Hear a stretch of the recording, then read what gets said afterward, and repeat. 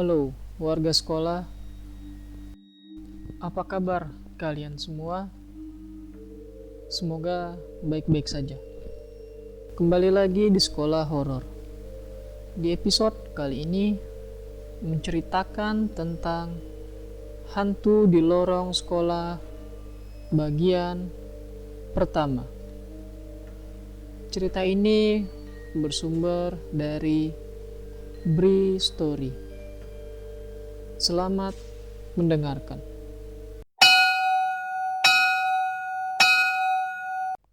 Jalur Cilegon Serang sepanjang kurang lebih 24 km menjadi santapan sehari-hari untuk bersekolah.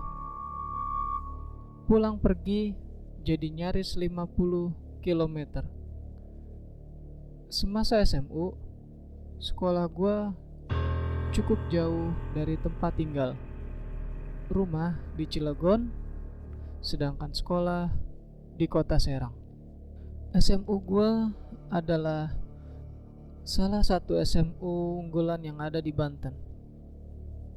Katanya sekolah menengah yang paling tua juga. Sekolah gua ini letaknya persis di jalan utama kota.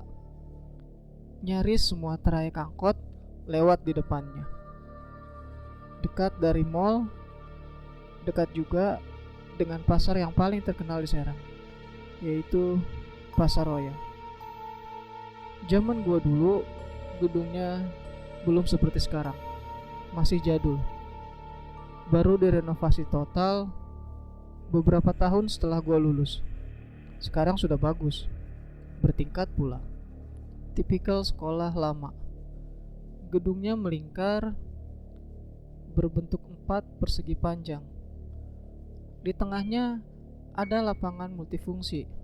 Buat basket bisa, voli bisa, bulu tangkis juga bisa.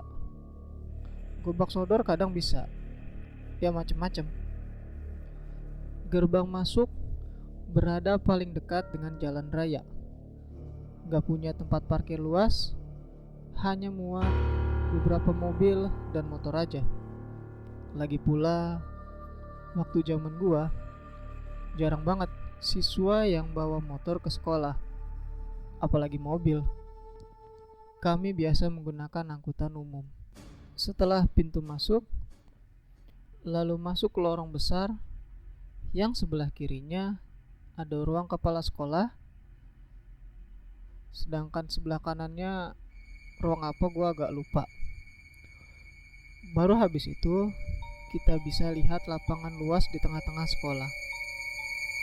Sementara kanan, kiri, depan, belakangnya ada ruang-ruang kelas dan ruang lainnya. Lab biologi letaknya di paling ujung belakang bangunan, berdekatan dengan dapur sekolah dan toilet yang dibatasi oleh lorong sekolah. Persis di depan lab ada ruang guru, dibatasi dengan taman kecil yang bentuknya memanjang. Lab biologi ini cukup luas, terdiri dari banyak meja panjang dan kursi tinggi yang tanpa sandaran. Di ujung paling depan ruangan ada satu ruangan lagi, ruang kecil yang diperuntukkan sebagai gudang tempat menyimpan perlengkapan laboratorium. Gua yang nantinya akan masuk ke jurusan sosial, tentu saja hanya berkesempatan menggunakan lab ini hanya pada kelas 1 saja. Walaupun hanya sebentar, tapi gua punya beberapa pengalaman aneh mengenai ruangan ini. Waktu itu masih pagi, lab juga masih kosong. Gua yang nyaris setiap hari selalu datang paling awal, menjadi orang pertama berada dalam ruangan. Kebetulan waktu itu pelajaran biologi menjadi pelajaran pertama, diadakannya di laboratorium juga. Awan yang menggelayut di langit mempertegas mendung yang sudah terjadi sejak gua masih dalam perjalanan tadi. Hal ini semakin menambah temaram keadaan karena sinar matahari yang masih belum bisa menyinari dengan sempurna. Benar aja, ruangan masih kosong melompong karena masih jam 7 kurang 20 menit. Sementara jam masuk sekolah pukul 7.15. Gue langsung aja masuk ruangan untuk menaruh tas di atas meja. Memilih kursi paling depan pojok kiri, persis di depan pintu ruang kecil yang diperuntukkan sebagai gudang tadi. Tapi kalau mau dirunut ke belakang, dari awal menginjakan kaki di lab ini, gue udah merasakan ada yang aneh, terutama dengan gudang di pojok itu. Beberapa kali gue merasa kalau di dalamnya seperti ada aktivitas. Ketika ruangan masih sepi ataupun sudah ramai siswa-siswi. Begitu juga dengan pagi itu. Ketika gue pertama masuk ke ruangan, sudah merasakan ada hal yang aneh. Hal pertama yang gue lakukan adalah menyalakan lampu yang saklarnya berada gak jauh dari pintu masuk. Setelah lampu menyala, barulah ruangan menjadi terang.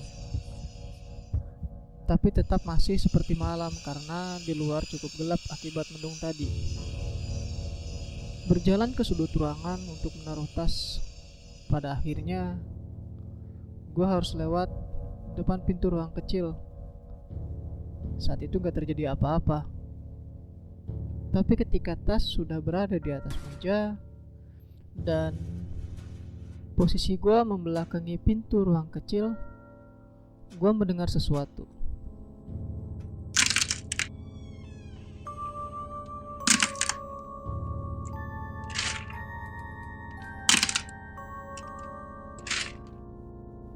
Kira-kira seperti itu bunyinya.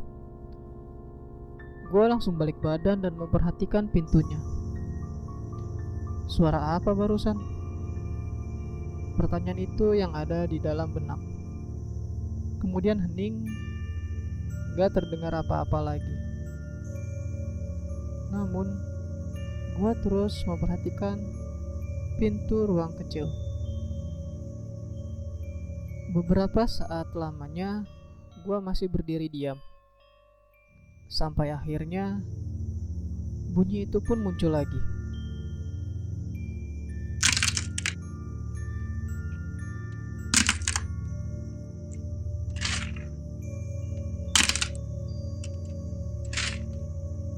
Seketika itu pula gue merinding.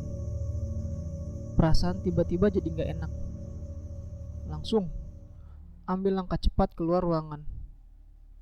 Gak mau menuruti penasaran, rasa takutlah yang menang kali ini.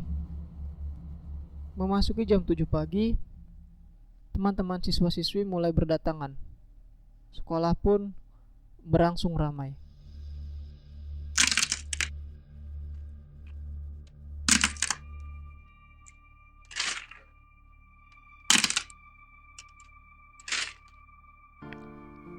Di tengah-tengah pelajaran, suara itu muncul lagi. Awalnya kembali mengarahkan pandangan ke pintu gudang.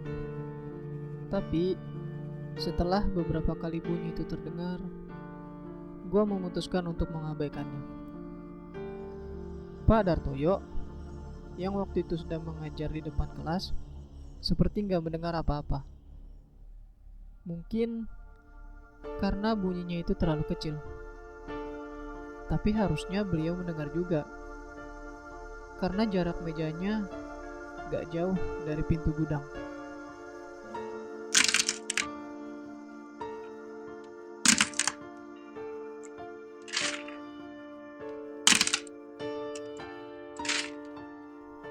Entah untuk yang keberapa kali suara itu muncul lagi. Gua yang awalnya cuek jadi terkesiap ketika melihat Anuri yang duduk persis di sebelah seperti mendengar juga suara itu. Dia langsung memperhatikan pintu gudang juga. "Lu denger, Nur?" tanya gue pelan. "Iya, Bri," jawab Anuri. Syukurlah. Ternyata gue gak halu. Suara itu emang bener ada. "Suara apa ya tuh?" tanya gue lagi. "Gak tahu. Udahlah, cuekin aja." Begitu jawab Anuri. Kegiatan belajar lalu berlanjut. Sesekali suara itu muncul lagi dan lagi sampai pelajaran selesai. Selanjutnya, nyaris setiap di lab biologi, gue selalu mendengar suara itu lagi. Kadang terdengar sesekali, kadang nyaris setiap 15 menit, kadang gak terdengar sama sekali. Dan anehnya, gak hanya Anuri, temen gue yang lain pun ada juga yang mendengar suara itu. Sampai akhirnya pada suatu hari di akhir jam pelajaran lab, Pak Dartoyo memanggil gue ke mejanya. "Bri, sini." Gue langsung mendekat ke mejanya. "Kamu gak usah penasaran ya. Jangan hiraukan suara itu dan gak usah cari tahu juga." Begitu kata Pak Dartoyo. Agak kaget mendengar omongannya. Gue yakin beliau sudah melihat gue bergelagat aneh sejak lama. Dan gue yakin kalau Pak Dartoyo mendengar suara itu juga. Gue sangat yakin. "Baik, Pak," jawab gue pendek. Lalu kami pergi meninggalkan ruangan. Pada suatu hari, pelajaran di lab biologi jadwalnya ada di paling ujung jam sekolah. Sekitar jam 1:30 pelajaran selesai. Setelahnya, kami langsung berhamburan pulang. Tapi ketika sudah di pinggir jalan, sedang menunggu bis, gue baru sadar kalau dompet ketinggalan di lab bio. Gak bisa enggak, gue harus balik lagi. Harus ambil dompet itu sebelum pulang. Ya udah, terpaksa gue harus masuk lagi ke gedung sekolah, ke ujung paling belakang, menyusuri lorong panjang, melewati ruangan satu persatu. Beberapa siswa masih terlihat berada di lingkungan sekolah, tapi gak banyak, karena sebagian besar udah pulang. Siang itu cerah, terik matahari pun masih cukup panas menerpa bumi. Hingga akhirnya gue sampai juga di lab bio. Sudah sepi, sama sekali gak ada orang. Kosong. Tanpa buang waktu lagi, gue langsung menuju meja tempat gue belajar tadi. Dompet masih ada di loker bawah meja. Gue langsung meraihnya, lalu gue memasukkannya ke dalam tas. Pada saat itulah gue mendengar suara itu lagi.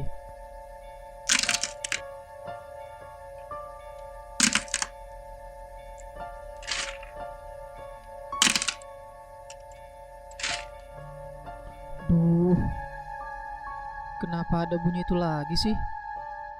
Kali ini suaranya terdengar cukup keras, agak mengagetkan. Refleks, gue langsung melihat ke pintu, lalu terdiam sambil terus menatap. Ada yang aneh, ada yang beda dari biasanya. Ternyata pintu gudang sedikit terbuka. Ada celah kecil, tapi gue tetap gak bisa melihat ke dalamnya. Penasaran, cemas, takut bercampur jadi satu ketika perlahan gue melangkah mendekati pintu gudang. Setelah sudah tepat berada persis di depan pintu, gue menarik gagangnya untuk membuka perlahan. Mata masih terus mengarah ke celah pintu yang juga perlahan jadi semakin lebar. Dalam keadaan gelap ruangan yang sama sekali gak ada lampu, tumpukan kardus berdebu adalah benda paling pertama yang kelihatan. Dan gue baru tahu kalau ternyata ruangan ini gak kecil-kecil amat, cukup luas malah. Semakin berani, gua terus memperbesar celah pintu, membukanya lebar-lebar. Benda-benda perlengkapan lab tergeletak di setiap sudut ruangan. Beberapa di antaranya tertutup debu yang gak terlalu tebal. Udara pengap pun menyeruak keluar, terhisap oleh indera penciuman. Gak ada yang aneh, hanya gudang yang berisi barang-barang yang gak terpakai. Di titik itu, gue mulai sedikit lega karena gak menemukan hal yang menyeramkan. Tapi, kelegaan hanya sebentar, karena akhirnya gue mendengar dan melihat sesuatu.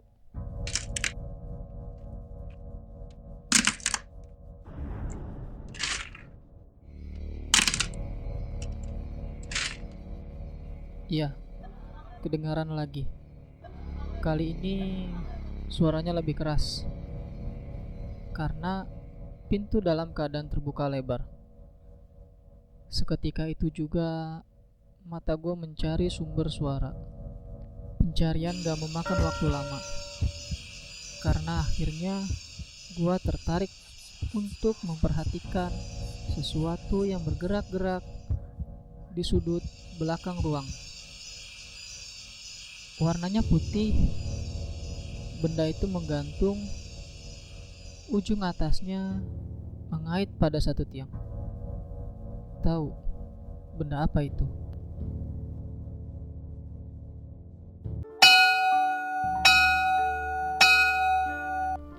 Itu dia cerita mengenai hantu di lorong sekolah bagian pertama. Terima kasih buat kalian warga sekolah yang telah mendengarkan cerita ini. Jangan lupa like dan share video ini agar warga sekolah horor semakin bertambah. Dan sampai jumpa di episode berikutnya.